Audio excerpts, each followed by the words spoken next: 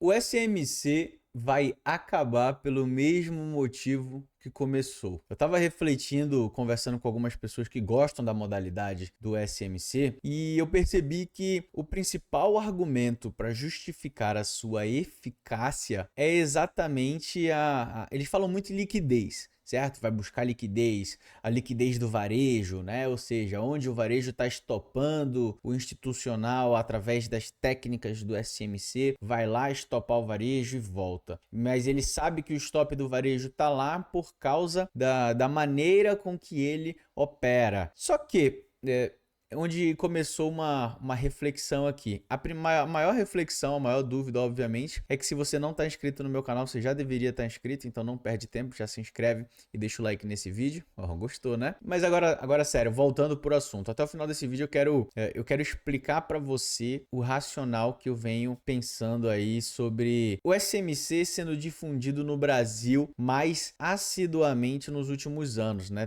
Eu diria que uns 2 ou 3 anos que o SMC tomou uma relevância nas operações do Brasil, né? Eu acompanho muito criadores de conteúdo, acompanho muito o meio educacional de trading também, e eu posso falar com tranquilidade que, 2019, 2018, você não tinha praticamente ninguém levantando a pauta SMC. Provavelmente aparece alguém aqui, mas fulaninho já falava. Beleza, não tô aqui pra querer dizer quem falou primeiro, né? Quem já falava sobre isso antes de virar moda, não é isso. Esse é o assunto. Inclusive, odeio quando a gente vai falar de alguma coisa e o argumento é, mas fulaninho já fazia antes. Mas eu já falei isso aqui. Inclusive no meu vídeo da estratégia de Forex, teve um cara que reagiu e falou assim, ele acha que descobriu essa estratégia hoje, mas lá em não sei quando eu já falava. Eu falei, porra, tá bom, mano. O argumento não é que eu descobri primeiro, entendeu? Pô, coisa meio infantil, né? Mas onde eu quero chegar é o seguinte, o SMC, ele busca, certo, encontrar essas oportunidades através da captura de liquidez, né? A palavra que mais é repetida e repetida no meio do SMC é exatamente liquidez, essa é a palavra. E obviamente que partindo do princípio que nós sabemos o que é uma liquidez, ou seja, se eu tenho várias pessoas que estão, por exemplo, vendidas aqui e o stop está aqui em cima, eu entendo que aqui tem muita compra. E para isso você consegue, só um exemplo, tá? Isso aqui eu não estou dizendo que é nenhuma técnica de SMC não, só estou desenhando aleatoriamente para você entender. Então a liquidez, de certa forma, é onde você sabe que terá muita agressão de compra ou agressão de venda por algum motivo. Obviamente que a gente tem o shakeout, né, que é aquele rompimento falso, por exemplo. Vou até trazer esse exemplo aqui que tá bem legal. Porque quando o mercado deixa um fundo, o varejo deixa o seu stop loss, ou ele coloca uma ordem de venda porque o mercado vai cair, mas aí depois ele cai e volta e estopa. Aí estopa ele porque ele colocou o stop loss aqui nesse topo, ou então começou a comprar porque é rompimento de topo. E ele vai lá, sobe, estopa todo mundo, e aqui captura liquidez. Pô, eu acho que partindo dessa explicação, né, para você entender basicamente que liquidez, a palavra por si só, ela nada mais é do que a facilidade de você transformar um determinado ativo em dinheiro. Mas obviamente que no mercado financeiro a gente traduz liquidez entre aquela região de preço em que você tem mais liquidez, significa que lá você tem mais lotes, seja lotes passivos ou lotes agressivos, né? Lotes a mercado, vamos falar assim. E compras e vendas a mercado para você abrir uma posição, né? São ordens a mercado. Acho que fui até meio redundante agora. Mas stop loss ele também é um tipo de ordem que ele não é. Inclusive essa semana tinha um aluno perguntando lá na comunidade. Por que que para pegar o alvo, às vezes ele fica lá no meu preço e não me dá o dinheiro, mas no stop loss ele pega na hora? Porque o stop loss ele não vai para fila, né? O stop loss é um gatilho da plataforma para enviar uma ordem a mercado. Só isso. Então nada mais é do que chegou lá, envia uma ordem a mercado. E ordem a mercado não tem fila, ele vai buscar a próxima liquidez, ou seja, ele vai buscar a próxima região de preço com contrato para você fechar negócio. Mas aí entende-se, né, que o estudo do SMC ele facilita, digamos assim, a leitura de onde estão essas regiões de liquidez para, por exemplo, evitar que você abra uma posição de venda num ponto. Por exemplo, rompeu o falso aqui, o mercado rompeu só um pouquinho, já voltou e deu uma boa oportunidade para voltar. Isso aqui não é uma aula de SMC, tá? Pô, eu não quero ficar aqui falando com vocês do que é Chalk, do que é Boss, né, do que é Fair Value Gap, não é um assunto, eu não quero trazer isso aqui para vocês. Mas entenda o seguinte, e aí onde entra a grande reflexão, na verdade. Eu estava até agora explicando para vocês um pouco do racional sobre liquidez para você entender. Se eu parto do princípio que eu sei onde o varejo, né? Quem que é varejo? Somos nós. Se você não está operando por um CNPJ, né? Uma quantidade relevante de capital, você é varejo. Ah, Amazonas, pô, eu tenho um family office, eu negocio 10 milhões de reais e, pô, tô lá operando, eu tenho um fundo fechado, ou no Amazonas, pô, eu sou gestor, legal. Aí a conversa é um pouco diferente. Ou então, pô, Amazonas, eu trabalho numa instituição financeira, num banco, né? Como eu falei, numa gestora. Legal. Você pode considerar-se aí um operador minimamente institucional, né? Não, às vezes a gente confunde que o trader institucional é o cara que tá lá dentro do BTG Pactual, que ele tá na Bloomberg, ele tá ali, pô, a gente vê muito filme, né? O cara tá ali, porra, com várias ferramentas e óculos. já tô viajando aqui. Mas basicamente, se você opera no CPF, você é um operador de varejo dentro da categoria do que se trata, né? Mas beleza. Se eu sei onde o varejo está negociando, significa que eu sei qual foi a escola dele, certo? Se vocês concordam comigo. Por que eu sei que o varejo, quando está operando, ele coloca um stop loss acima do topo anterior? Porque em muitas formas de educacional dessa estratégia, o varejo ele é instruído a colocar um stop loss nesse patamar de preço, por exemplo.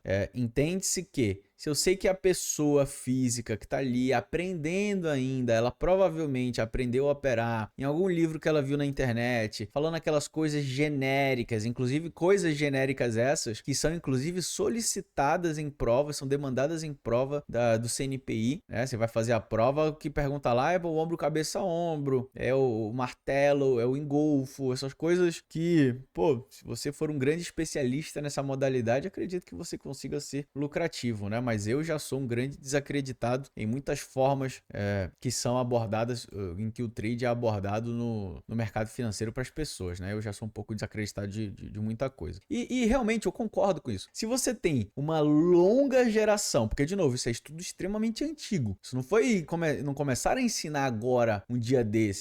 É uma parada que dos livros de 1970, os livros de trading já falam sobre padrões de candle, sobre figuras gráficas, o bebê abandonado, essas coisinhas assim. Entende-se que você tem toda uma geração que tem um conhecimento baseado nessas coisas. E esses conhecimentos inclui-se onde que você coloca um stop loss numa operação, onde que você compra, onde que você vende. Agora imagina você, um trader, né, que aplica uma estratégia um pouco diferente, e você tem presta atenção, e você tem uma relevância de liquidez alta para manipular o preço do mercado. Aí eu já estou falando realmente, por isso que eu falei, do institucional que precisa ter um capital financeiro maior para que ele consiga deslocar o preço à sua necessidade, digamos assim, né? Tem a maior facilidade para influenciar as movimentações do preço, ao ponto de levar o preço até alguns ticks para cima ou para baixo, seja para acionar gatilhos de compra e venda para entradas de posição ou para stop loss, por exemplo, porque historicamente nos livros que ensinam sobre trade, ali é uma região em que o mercado, né, de varejo, o mercado de pessoa física tende a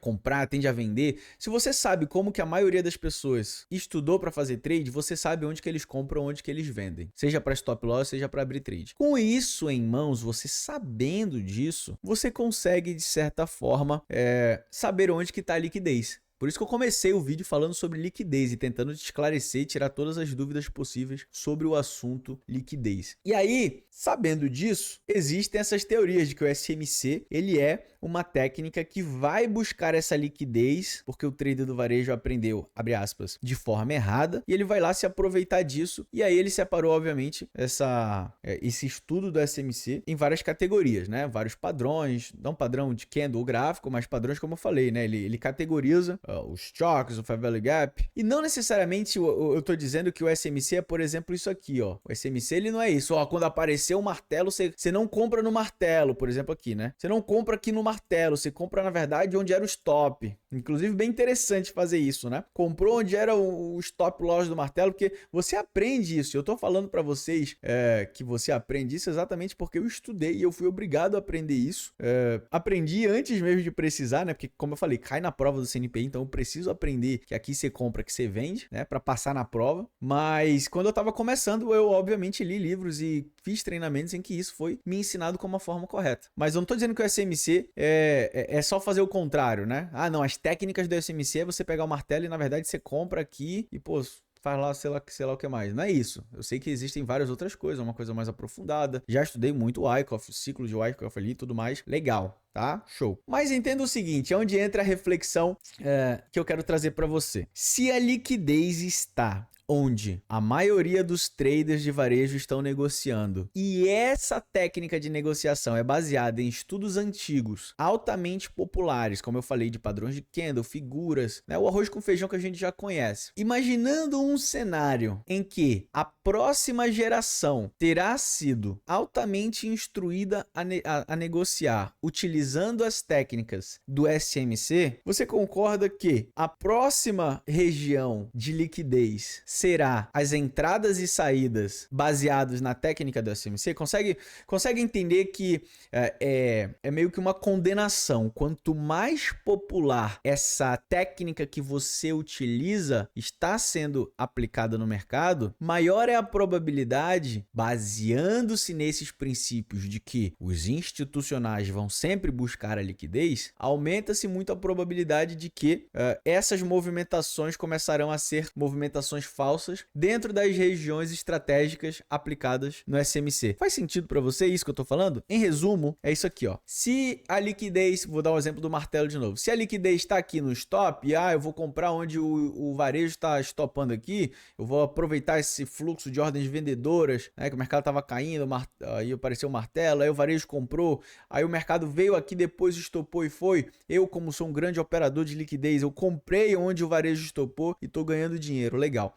Agora, imaginando um outro cenário, pô, você tem um Fair Value Gap, o mercado voltou para cá, pô, dentro das técnicas e da estratégia do SMC, aqui era uma venda, por exemplo, tá? Só tô resumindo. Pô, mas aí você estopava, sei lá, sabe lá onde. Agora o mercado, ele não faz mais isso aqui e volta, como, né, alguns operadores de SMC gostam de aproveitar certas oportunidades dessa categoria. Agora o mercado faz isso aqui e depois volta, porque agora a maioria das pessoas estão aplicando esse tipo de estratégia. Faz sentido para você? Eu acho que sim, acho que eu consegui explicar o meu ponto. Eu não tô falando que você não tem que usar SMC, se você gosta, usa, fica à vontade. De novo, tem muitos princípios do SMC que também compartilham ali de conceitos básicos de mercado, suporte de resistência, o pullback, basicamente, às vezes até padrão de candle, né? Você tem algumas similaridades ali no Fair Value Gap com alguns padrões de candle de impulsão, digamos assim, né? Então não tô aqui para dizer que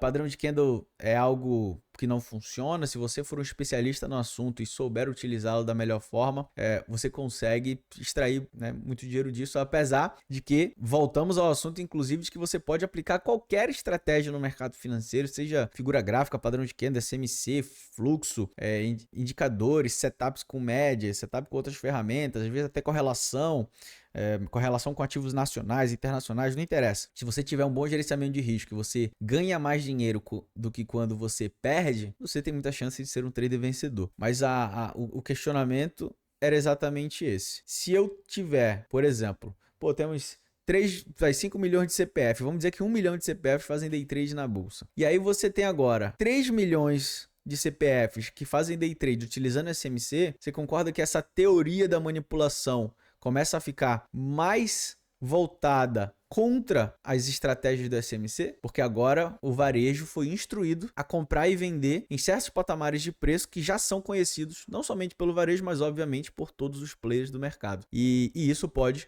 servir contra você na hora de operar. É onde entra muito o assunto, que eu não gosto muito desse assunto, mas onde entra um debate muito interessante. Se você tem uma técnica que você acredita que é altamente eficaz, altamente lucrativa de trading, até que ponto realmente faz sentido você compartilhá-la? Obviamente é um questionamento que eu não concordo. Acredito que o mercado é dinâmico e tem liquidez suficiente para você, cara, você pode falar o que você quiser sobre as técnicas. Acho difícil chegar no momento em que uma estratégia vai se tornar irrelevante porque muitas pessoas sabem dela, a menos que seja em ativos de baixíssima liquidez. Se você tem uma oportunidade numa ação em que é a sua opção, tenho uma oportunidade que surgiu de uma ação que vai subir 20% e aí a opção de compra dela, por exemplo, não tem muita liquidez. Aí sim, essa informação ela causa um estrago muito grande na sua performance. Agora, caso contrário, eu estou negociando índice dólar, uma estratégia que eu tenho, que eu estou ensinando, dá muito certo, mas se eu ensinar demais, ela vai parar de dar certo, porque agora eu tenho, sei lá, várias pessoas utilizando. Consegue entender o racional? Porque agora, quando eu identificar uma oportunidade de compra, tem milhares de outras pessoas que vão querer comprar junto comigo, e aí talvez ela já pare de funcionar, porque tem milhares de pessoas utilizando ela ao mesmo tempo, utilizando o mesmo racional. E aí essas manipulações de liquidez, né? Eu não gosto muito dessa conversa sobre manipulação de liquidez, mas é algo que a gente pode estar levantando aqui sobre esse assunto. De novo, eu só estou falando sobre isso, liquidez e manipulação, porque a gente está falando de SMC, e o SMC bate muito nessa tecla, né? Dessa movimentação do mercado para estopar certos participantes, para absorver certas liquidez na compra ou na venda, seja lá qual for o interesse da outra parte. Certo? Então, é isso. Então, se você gostou, deixa o like, se inscreva e eu quero, obviamente, a sua opinião aqui nos comentários. É besteira? É leseira? Pô, gostei muito, realmente faz sentido. Pô, loucura, né? Pô, SMC é legal, SMC não é legal. Fala aqui nos comentários, eu quero ouvir vocês, tá bom? Tamo junto, grande abraço. E ó, o YouTube tá recomendando um vídeo pra você assistir aqui do lado, nem sei qual lado que eu tô. Então, clica nesse vídeo que ele tá recomendando pra você assistir, que eu tenho certeza que se o YouTube tá falando que você vai gostar, porque ele te conhece, você vai gostar. Então assiste aí, valeu.